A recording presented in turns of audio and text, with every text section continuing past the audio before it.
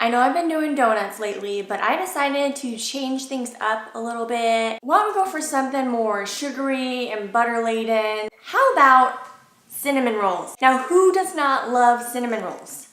Unless if you're a serial killer. We're all about that cinnamon, we're all about that frosting, we're all about that ooey gooey doughy yumminess. Let's do this. Let's just go get some cinnamon rolls. 1, 2, 3, jump!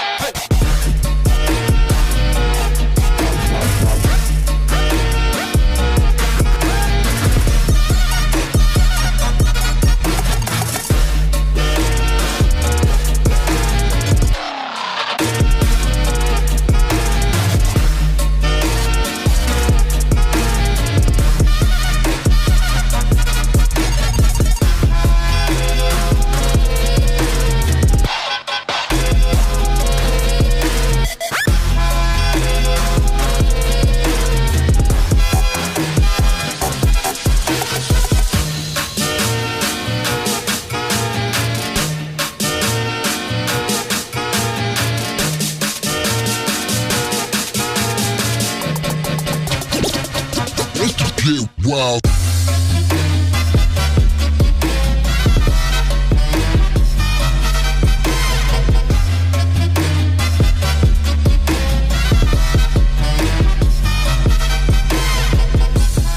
Okay, I'm back. I hit 5 places today, guys. You should be proud. 5 different places to get cinnamon rolls. And I reheated all of them so that they are nice and warm and melty and gooey and ooey. How about we start with the classic Cinnabon so we can compare these smaller places to this popular chain. So this is the classic Cinnabon, except it's a medium size. It's not their normal size. This one was $2.99. Put some frosting on there. Okay. There's not as much frosting as I would hope for, but it's still like your good classic gooey cinnamon roll. Pretty average. So now let's go into this, which was from Pine State Biscuits. This one looks more buttery and brown sugary than the... Apparently this is a popular... Whoops! We'll clean that up later. So as you can see, this one has tons of butter, brown sugar loaded on it. I just spilled a bunch on the ground. A lot more buttery. I can taste the saltiness in the butter, but hey, that ain't bad. It doesn't really have frosting on it, but it has like a, I think they called it like a glaze of some sort. I'm usually more about the frosting, but this is actually really good.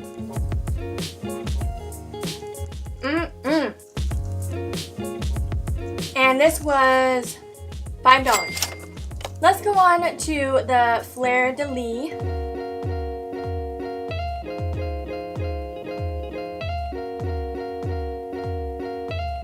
This has like a really light glaze of frosting on it, but it looks super soft. This one was $3.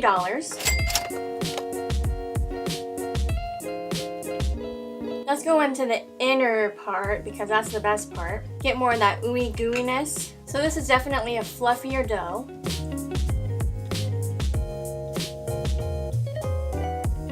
I would prefer more frosting, of course. It's good.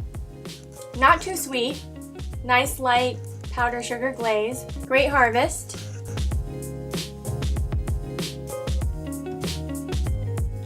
Oh, and they're kind of a chain like Cinnabon, but I don't think they're like all over the country. I mean, it looks kind of dry on the outside, but we'll see. They did put at least a good amount of frosting on the top.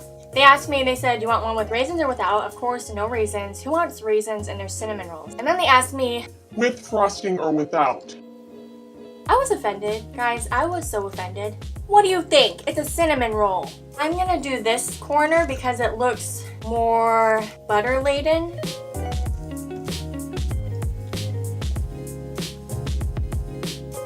This one seemed more flavorful, like sweeter. Like it has almost a caramelized flavor to it. The dough is pretty fluffy. I like this. It's a lot better than it looks. This was $3.25. Now we're on to the Fat City. Look at that. That is thick. And this was only $3.95. $3.95.